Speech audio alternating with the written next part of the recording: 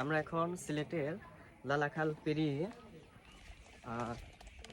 চা বাগানে প্রবেশ করেছি এবং আমার পেছনে একটি টিলার মতো রয়েছে। আমরা এখন এই টিলাতে উঠব, তো আপনারা আমার সাথেই থাকেন এবং আমরা আস্তে আস্তে এই টিলায় উঠতে থাকবো। তো টিলার উপরেও দেখা যাচ্ছে এখানে চা গাছ রয়েছে। তো আমরা এখন এই টিলার উপর উঠবো।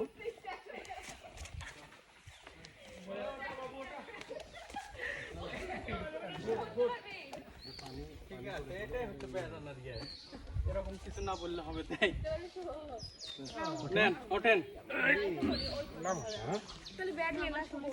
এই ভ্যানিটি ব্যাগ বলা আমি নিব খালি এই ভারী হোক এক বললাম লা বাবু ওঠো, যার যার মনে আছে আশা পূরণ করে দেওয়া লাগে। বাবু আসো। তো আমরা এখন এই টিলাটির উপর প্রায় উঠে গেছি।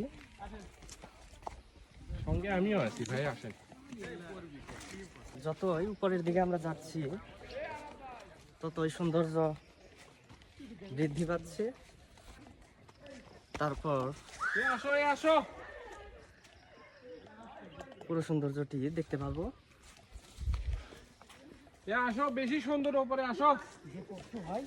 ঢালু রাস্তা হওয়ার কারণে যথেষ্ট বেগ পেতে হচ্ছে আমাদের। তো তারপরে আমরা হাল ছাড়ছি না, একদম উপরে অবশেষে চলে এসেছি।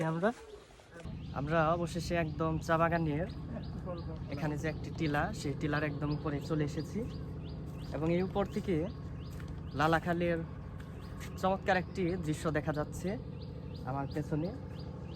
ক্যামেরায় কতটুকু বোঝা যাচ্ছে আমি জানি না, তবে খুব সুন্দর একটি ভিউ দেখা যাচ্ছে এখানে। এবং লালাখালের উৎপত্তি হচ্ছে ভারতের চেরাপুঞ্জি পাহাড় থেকে।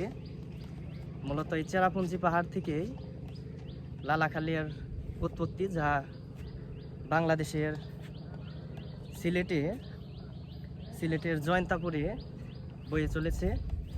এর পানি হচ্ছে অসাধারণ স্বচ্ছ, যেটা আমরা এখানে আসার সময় নৌকাতে দেখতে পেলাম।